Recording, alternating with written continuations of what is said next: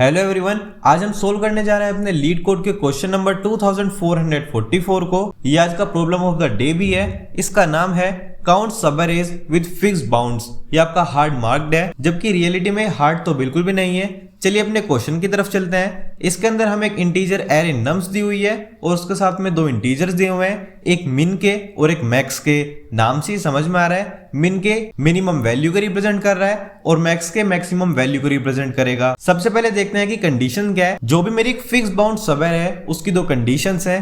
पहली क्या है कि जो उसके अंदर मिनिमम वैल्यू होगी वो मिन के इक्वल होनी चाहिए और जो उसके अंदर मैक्सिमम वैल्यू होगी वो मेरी मैक्सिमम के इक्वल होनी चाहिए। और उसके बाद हमें एट द एंड में ये बताना है कि कितने ऐसे सब एरेज बन सकती हैं। और सब एरे कंटीजियस पार्ट होता है किसी भी एरे का। एग्जांपल के साथ समझते हैं। आप यहाँ पे देखो, यहाँ पे हमको एक एरे दी हुई है 135275। इसके अंदर मिनिमम वैल्यू इसकी 1 होनी चाहिए और मैक्सिमम वैल्यू इसकी 5 होनी चाहिए। ऐसी आप कितनी सब एरेज बना सकते हो? देखो स्टार्ट करते हैं। सबसे पहले आप देखो इसके अंदर पहला एलिमेंट 1 है, यानी कि मेरी मिनिमम के वाली कंडीशन सेटिस्फाई हो रही है। उसके बाद में अगर 3 पे चलता हूं, अभी भी मेरी मिनिमम वाली कंडीशन सेटिस्फाई हो रही है, बट मेरे पास अभी मैक्सिमम एलिमेंट नहीं मिला है। जैसे ही मैं इसके नेक्स्ट एलिमेंट पे जाऊंगा तो आप देख सकते हो अब मेरी दोनों कंडीशन सेटिस्फाई हैं। इस वाली सब एरे के अंदर मेरी मिनिमम वैल्यू 1 है और मैक्सिमम वैल्यू 5 है।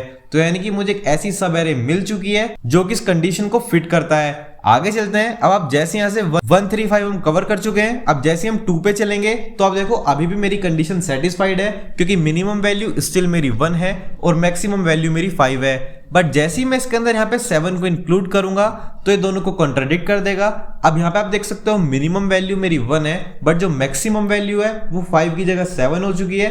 तो यानी कि ये सब एरे पॉसिबल नहीं है। और जब हम इस पूरी की बात करेंगे तो आप इसके अंदर भी सेम चीज नोटिस करोगे कि मिनिमम वैल्यू मेरी 1 है बट मैक्सिमम वैल्यू मेरी 7 है, जबकि मेरी मैक्सिमम वैल्यू 5 होनी चाहिए थी। तो टोटल हमारे पास सिर्फ दो सब एरेज आती हैं, पहली 135 और दूसरी 1352। और आप देख सकते हो सिमिलरली इसका आउटपुट में आपको 2 देखने के लिए मिला है। अब हम इस क्वेश्चन को दो तरीके से सोल्व करेंगे। पहला आपका ब्रूट फोर्स अप्रोच रहेगा। आप जब भी किसी भी इंटरव्यू के अंदर बैठोगे तो पहला जो आप बताओगे वो हमेशा ब्रूट फोर्स अप्रोच बताओगे, देन हम इसको ऑप्टिमल सॉल्यूशन भी देखेंगे। अब देखो सबसे पहले हम साइज निकाल लेते हैं कि मेरे पास टोटल एलिमेंट्स कितने हैं। उसके लिए मैं यूज करूंगा integer n is equals to nums dot size.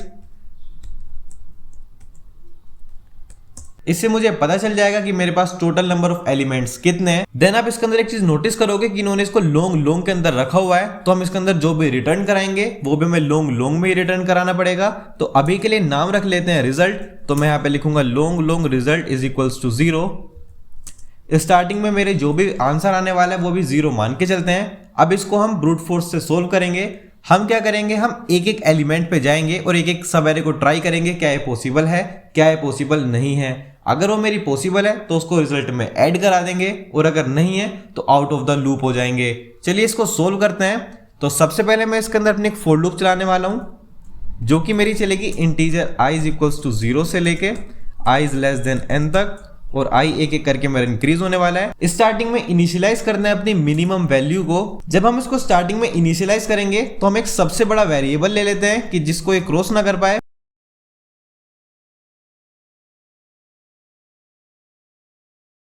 और सिमिलरली जब मैं बात करूंगा अपनी मैक्सिमम वैल्यू की तो मैं उसको भी सेम एक ऐसा वैल्यू दे दूंगा जिसको वो क्रॉस ना कर पाए और ये आउट ऑफ बोर्ड ना जाए।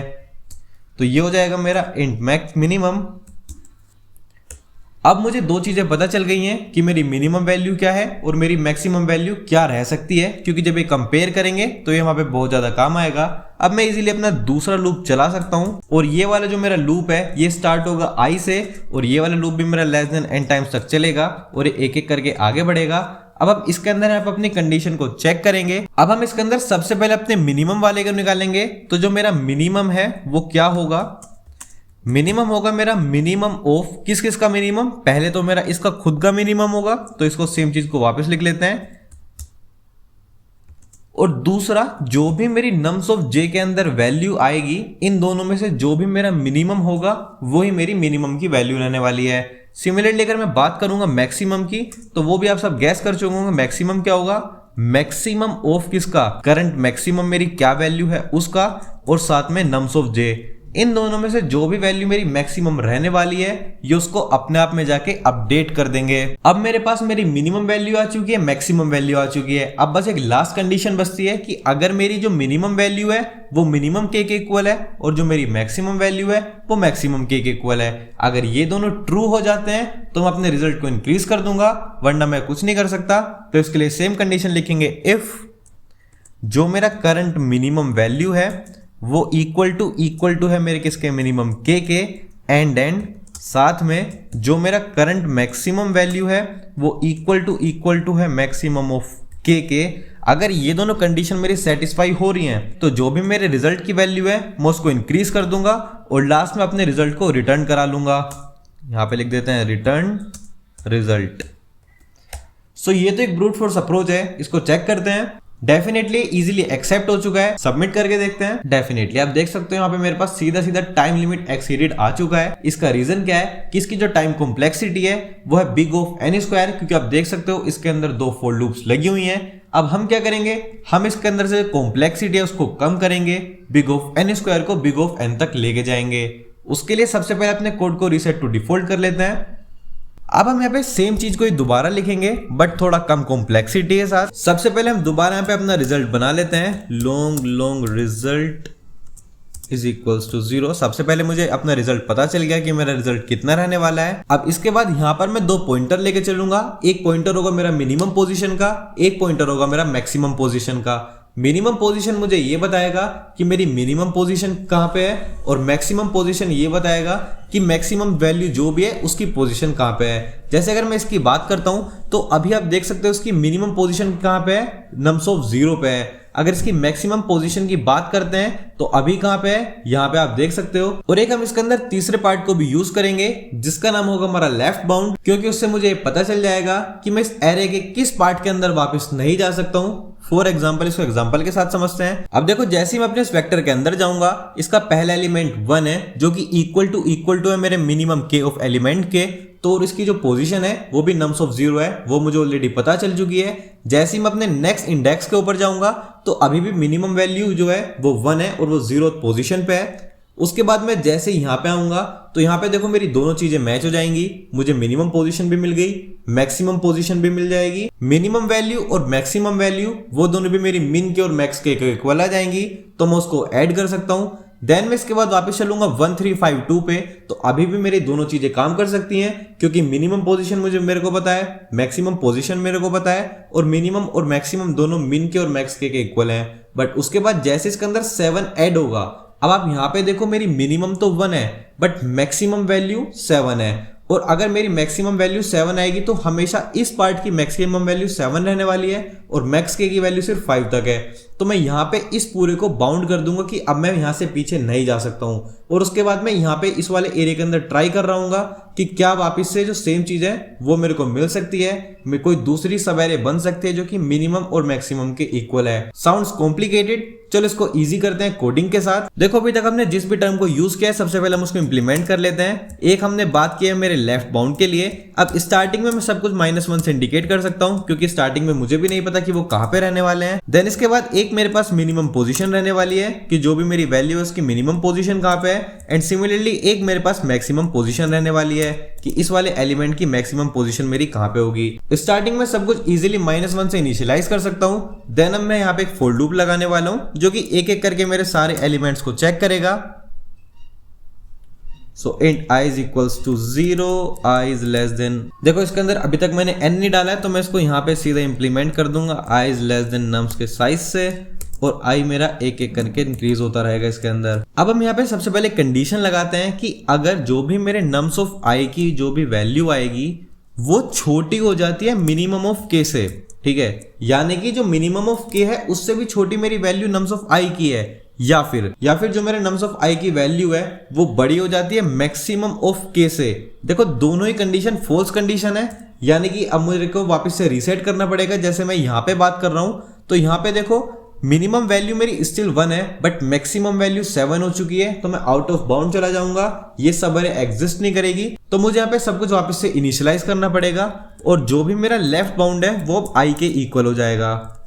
और अगर मैं इसके बाद बात कर दूं अपनी मिनिमम और मैक्सिमम पोजीशन की, तो मैं उसको वापस से -1 से ही इनिशियलाइज करना पड़ेगा।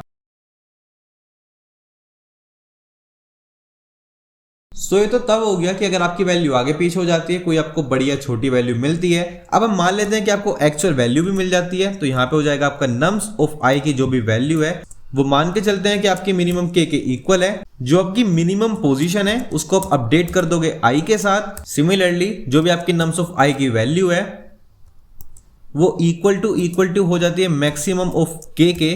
तब आप अपनी मैक्सिमम पोजीशन को आई के साथ इजीली चेंज कर सकते हो। और बस आपका कोड ऑलमोस्ट यहाँ पे खत्म हो चुका है। अब बस आपको एक चीज चेक करनी है कि अगर आपकी दोनों वैल्यू जो है, जो कि आपकी क्या क्या होगी, मिनिमम पोजीशन, वो आपकी -1 के इक्वल तो नहीं होनी चाहिए, और उसी के साथ साथ अगर आपकी जो मैक्सिमम पोजीशन है वो भी आपकी -1 नहीं है, यानी कि आपकी जो भी दोनों वैल्यू है वो दोनों ही आपकी -1 तो नहीं है। इस कंडीशन में जो भी मेरा रिजल्ट होगा उसके अंदर मैं क्या ऐड कर दूंगा, रिजल्ट के अंदर ऐड करने के लिए मुझे ज्यादा कुछ नहीं करना है, सिर्फ मिनिमम निकालना है अपनी इनिशियल पोजीशन का, कि मेरी इनिशियल पोजीशन कहां पे रहने वाली है। तो ये हो जाएगा minimum of POS comma maximum of POS जो भी आएगा। और मैं इसमें से अपने लेफ्ट बाउंड को माइनस करना नहीं भूल सकता, क्योंकि मुझे वो भी माइनस करना पड़ेगा, जिससे कि आप इन बाउंड के अंदर रहो। और मैं इसको यहाँ पे लास्ट में यहाँ पे रिटर्न करा लेते हैं अपना रिजल्ट, रिटर्न रिजल्ट सबमिट कराते हैं।